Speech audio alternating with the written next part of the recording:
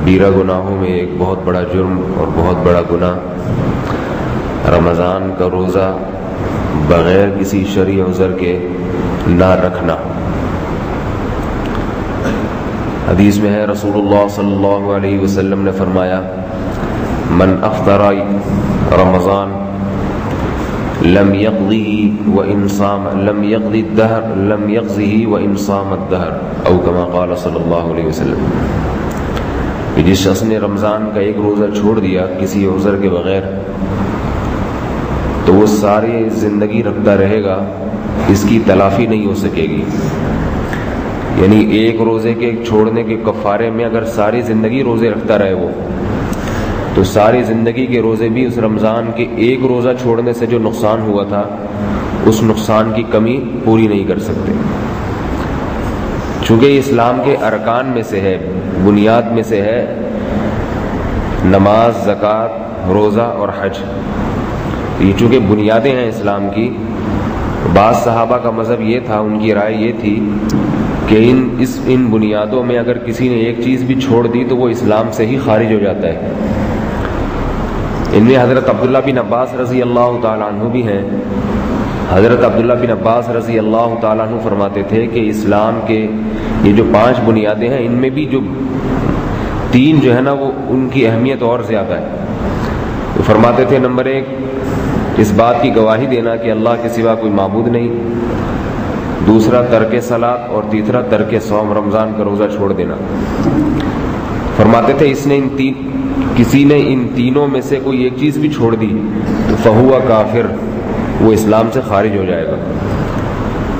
بہت بڑے مشہور محدث ہیں علامہ ذہبی رحمہ اللہ تعالی، بہت بڑے محدث ہیں، پوری امت کا ان کے محدث ہونے پر، ان کے فقیہ ہونے پر اتفاق ہے۔ وہ فرماتے ہیں کہ جو شخص رمضان کا روزہ جان بوجھ کر چھوڑ دے تو پوری امت مسلمہ اس بات کو تسلیم کرتی ہے کہ وہ شخص زانی اور شرابیوں سے بدتر ہے۔ شراب کا گناہ اور زنا کا گناہ وہ رمضان کا روزہ چھوڑنے سے کم درجے کا ہے۔ ہمارے ہاں شرابی کو اور زانی کو تو برا سمجھا جاتا ہے اور سمجھنا بھی چاہیے کیونکہ وہ ظاہر برائی ہے، لیکن روزہ چھوڑنے والے کو اتنا برا نہیں سمجھا جاتا۔ اور پھر بدترین جرم یہ ہے کہ روزہ چھوڑ کے دوسروں کے سامنے کھا بھی رہا ہو۔ پھر آج فیشن بن چکا ہے، نوجوان طبقہ بڑے مزے سے بازاروں میں گھوم رہا ہوتا ہے اور کھا بھی رہا ہوتا ہے، پان منہ میں رکھ کے گھوم رہا ہوگا رمضان میں۔ تو کیونکہ اسلامی حکومت نہیں ہے تو شرعی سزائیں نہیں ہیں، ورنہ فقہاء نے لکھا ہے کہ جو رمضان میں علانیہ کھائے تو اس کی سزا قتل ہے۔ جو مسلمان علانیہ کھائے اس کی سزا قتل ہے اسلام، کہ وہ اللہ کی آیات کا کھلے عام مذاق اڑا رہا ہے، وہ باغی ہے۔ تو یہ بھی ہمارے معاشرے میں جو ہے نا اس کو زیادہ بڑا جرم نہیں سمجھا جاتا۔ روزہ رکھنے والے لوگ رکھ تو لیتے ہیں لیکن چھوڑنے کو اتنا برا نہیں سمجھتے۔ عذر جس میں رمضان کا روزہ چھوڑنے کی اجازت ہے وہ 2 بیان کی اللہ نے، ایک سفر ہے، مسافر کو اجازت ہے، اور دوسرا بیماری۔ بیماری میں یہ ہے کہ اگر کسی کو ڈر ہے کہ روزہ رکھنے سے بیمار ہو جاؤں گا، غالب گمان ہے اس کو، صرف تھوڑا بہت خوف خطرہ تو کافی نہیں ہے، اور دوسرا یہ کہ یا اگر روزہ رکھا تو بیماری طول پکڑ جائے گی،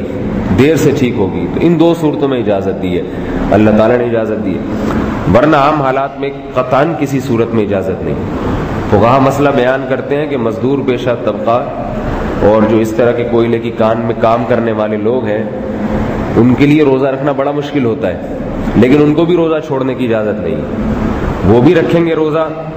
لیکن ان کے لیے تو 1-2 گھنٹے کے بعد ہی برداشت سے باہر ہو جاتا ہے معاملہ، چھوڑنے کی اجازت نہیں۔ فرمایا کہ جب ناقابل برداشت ہو جائے گا، بے ہوش ہونے لگے، ایسی کنڈیشن ہو جائے تو پھر روزہ توڑنے کی اجازت ہے ان کو، چھوڑنے کی نہیں ہے۔ تو یہ جو ہے نا بہت بڑا جرم ہے، اس لیے اس سے اجتناب کرنا چاہیے۔ جیسا اس جرم کے ارتکاب پر یہ جو آپ کوئی شخص روزہ چھوڑ دے ارتکاب پر گناہ ہے، تو ایسا ہی اللہ نے اس پہ ثواب بھی رکھا ہے۔ رسول اللہ صلی اللہ علیہ وسلم نے فرمایا کہ اللہ تعالیٰ ارشاد فرماتے ہیں کہ الصوم لی وانا اجزی بہ، اللہ کہتے ہیں روزہ صرف میرے لیے ہے اور اس کا بدلہ میں خود دوں گا۔ علماء نے لکھا ہے کہ اس کی تشریح میں کہ یہ تو ہر عبادت اللہ کے لیے ہوتی ہے، صرف روزہ تو اللہ کے لیے نہیں ہے، وہ تو ساری عبادتیں اللہ کے لیے ہیں، تو یہ اللہ نے کیوں فرمایا کہ روزہ میرے لیے ہے؟ تو علماء نے اس کا جواب لکھا اس اشکال کا کہ باقی عبادتوں میں ریاکاری ممکن ہے، روزے میں دکھلاوا ممکن نہیں ہے۔ روزہ اگر کسی کو دکھانے کے لیے رکھا جائے تو ممکن نہیں ہے، کیونکہ اتنے مواقع ملتے ہیں روزہ توڑنے کے انسان کو کہ اگر کسی کو دکھانے کے لیے رکھے گا تو غسل خانے میں جا کے پی لے گا تھوڑا سا پانی، بیت الخلاء میں بیٹھ جائے گا، وہاں نلکے سے کچھ بھی پی سکتا ہے۔ تو اتنے آرام سے روزہ توڑنے کے اس کو مواقع اتنے جگہ ملتے ہیں کہ اگر اللہ کی رضا اس میں بالکل مقصود نہ ہوتی تو وہ شام تک روزے کی تکمیل نہ کرتا۔ تو اس لیے یہ ایسی چیز ہے جس میں جو خالصتاً لوگوں کو دکھانے کے لیے نہیں ہو سکتا۔ اور دوسری بات یہ کہ رسول اللہ صلی اللہ علیہ وسلم نے فرمایا کہ جنت میں ایک مقام ایسا ہے، ایک دروازہ ایسا ہے جو صرف اللہ نے روزے داروں کے لیے رکھا ہے، وہ ایسا مقام ہے، اور اس کا نام ہے اس دروازے کا ریان۔ ریان کہتے ہیں سیراب کرنے والا۔ چونکہ روزے دار آدمی اپنے آپ کو دن بھر سیراب نہیں کر پاتا، بھوکا پیاسا رہتا ہے، تو اللہ نے اس کی سیرابی کے لیے جنت میں ایک مخصوص مقام رکھا ہے کہ وہاں یہ سیراب ہی ہوتا رہے گا۔ صحابہ کرام جب روزے کی فضائل سنتے تھے، قرآن مجید میں بھی اللہ نے اہل ایمان کی علامات بیان کی ہیں کہ التائبون العامدون الحامدون السائحون، کہ اہل ایمان جو ہیں وہ گناہوں سے توبہ کرنے والے، اللہ کی حمد و ثنا کرنے والے اور کثرت سے روزے رکھنے والے ہوتے ہیں۔ تو صحابہ کرام نے جب روزے کی فضائل سنے اللہ کے رسول سے اور خود نبی کا عمل بھی دیکھا کہ اللہ کے نبی کتنی کثرت سے روزے رکھتے ہیں، صرف رمضان کے نہیں، رمضان کے علاوہ بھی آپ بہت کثرت سے نبی علیہ السلام روزہ رکھتے تھے، تو صحابہ کرام روزوں میں بہت حریص ہوا کرتے تھے، ایک دوسرے سے آگے بڑھنے کی کوشش کرتے تھے۔ ایک حدیث میں ایک صحابی رسول اللہ صلی اللہ علیہ وسلم کے پاس آئے، عرض کیا کہ یا رسول اللہ، اچھا یہ بھی دیکھ لیں کہ یہ عرب کی گرمی کے روزے ہیں، یہ ہمارے روزے نہیں ہیں، اور اس وقت ایئر کنڈیشن نہیں تھا، آج جو سعودی عرب میں اور مکہ مدینہ میں اے سی لگے ہوئے ہیں، روزے کا پتہ ہی نہیں چلتا وہاں لوگوں کو، تو یہ وہ دور نہیں تھا، عرب کی ریگستان والی گرمی تھی، اس وقت صحابہ نبی سے آ کے روزے کے بارے میں پوچھتے تھے۔ ایک صحابی آئے، عرض کیا یا رسول اللہ، میں ساری زندگی روزے رکھنا چاہتا ہوں، کوئی دن ایسا نہ ہو جس میں میں افطار کروں، پوری زندگی کے لیے نظر ماننا چاہتا ہوں کہ میں روزے رکھوں گا۔ آپ نے فرمایا کہ نہیں، اس میں کچھ کمی کرو۔ پھر انہوں نے کہا یا رسول اللہ، اچھا پھر جو ہے میں ایک دن روزہ ہوں گا، ایک دن روزہ رکھوں گا، ایک دن ناغا، اس طرح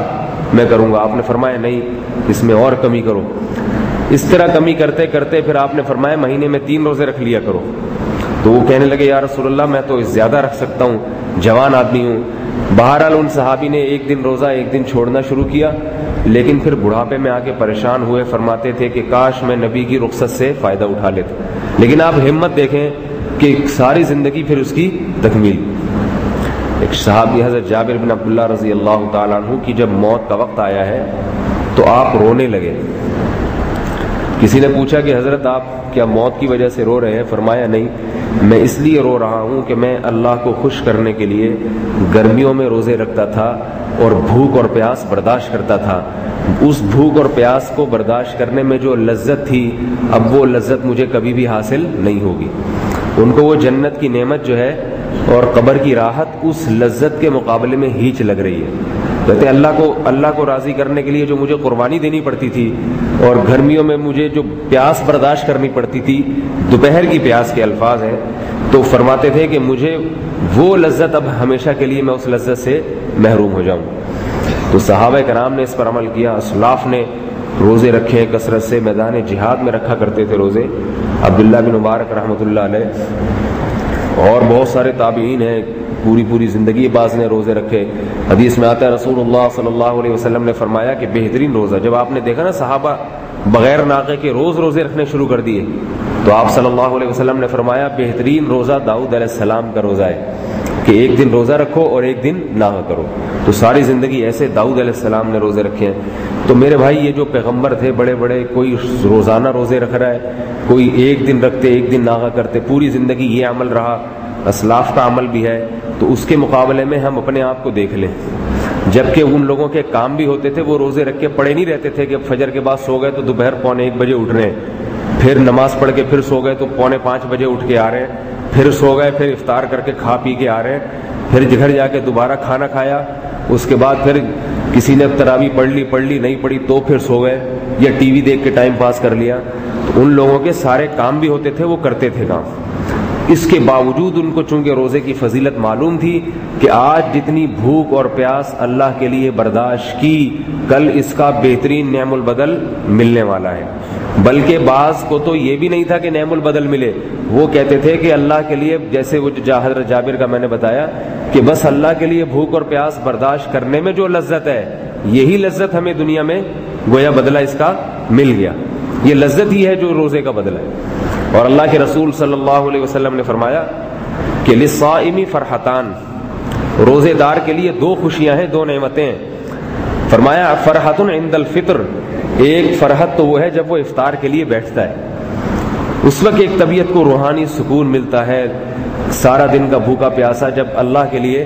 کھانے کی، اللہ کے لیے بھوکا تھا، اب اللہ ہی کے لیے کھا رہا ہے، تو ایک راحت تو اس وقت ملتی ہے، اور ایک راحت اس وقت ملے گی جب اللہ قیامت کے دن اس کو روزے کا بدلہ دے گا۔ حدیث میں افطار کے بعد کی دعا بھی ہے کہ آپ صلی اللہ علیہ وسلم جب کھا لیا کرتے تھے، افطار کرتے تھے تو فرماتے تھے ذهب الظمأ وابتلت العروق وثبت الاجر انشاء اللہ، کہ میری پیاس چلی گئی، پیاس ختم ہو گئی، اور رگیں تر ہو گئی ہیں، جو خشک ہو رہی تھی جسم کی رگیں وہ تر ہو گئی ہیں، یہ مزے بھی مل گئے، اور ایک مزہ یہ کہ ثبت الاجر انشاء اللہ تعالی، اور اللہ کے ہاں اجر بھی انشاءاللہ ثابت ہو گیا۔ تو تینوں مزے افطار کے وقت اس کو مل جاتے ہیں۔ تو اس طرح رسول اللہ صلی اللہ علیہ وسلم نے رکھے، صحابہ نے رکھے، انبیاء نے روزے رکھے،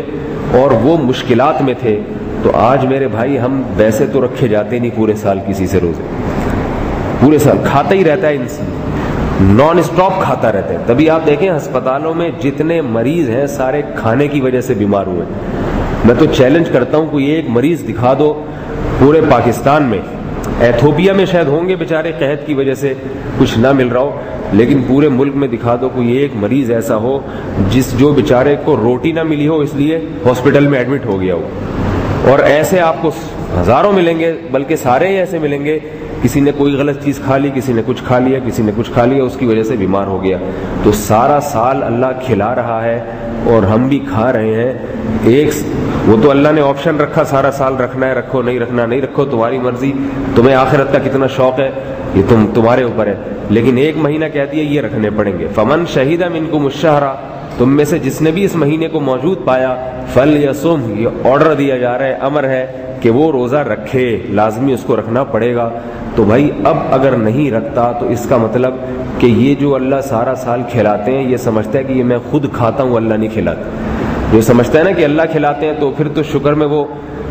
باپ اگر بیٹے کو بہت کچھ دے رہا ہو، ایک دن کہے کہ بیٹا میری خاطر ناغہ کر لے، صبر کر لے، بیٹا کہ نہیں آج بھی دے مجھے، لڑوں گا میں، تو اس کا مطلب کیا ہے؟ وہ بیٹا باپ کا شکر گزار نہیں ہے۔ تو اللہ کھلا رہے ہیں، کھلاتے چلے جا رہے ہیں، ایک مہینے کے لیے کہہ دیا تھوڑا سا صبر کرو، اور اس صبر میں بھی کھانے کی بالکل چھٹی نہیں کی ہے، تھوڑی سی ٹائمنگ چینج کر دی ہے کھانے پینے کی، کھاتا اتنا ہی ہے بلکہ زیادہ ہی کھا لیتا ہے۔ اصل روزے تو وہ تھے جو محمد صلی اللہ علیہ وسلم رکھتے تھے، 24 گھنٹے کے روزے، 100 وصال، سحری میں کھاتے تھے، پھر اگلے دن جا کے سحری میں کھاتے تھے۔ تو لیکن آپ نے امت پر رحم کیا، شفقت کی وجہ سے امت کو منع کیا اتنے لمبے روزے رکھنے سے، امت کو اجازت دی بھائی افطار جلدی کرو، غروب آفتاب ہوتے ہی کھا لو۔ تو اتنی سہولت دی گئی، اتنی آسانی دی گئی، اس کے باوجود بھی روزے نہ رکھنا، چھوڑ دینا، یہ بہت بڑا جرم ہے، بہت بڑا گناہ ہے۔ قیامت کے دن اللہ تعالیٰ اس کا انتقام لیں گے۔ اللہ تعالیٰ ہم سب کو اس گناہ سے اور اس آفت سے بچنے کی توفیق عطا فرمائے۔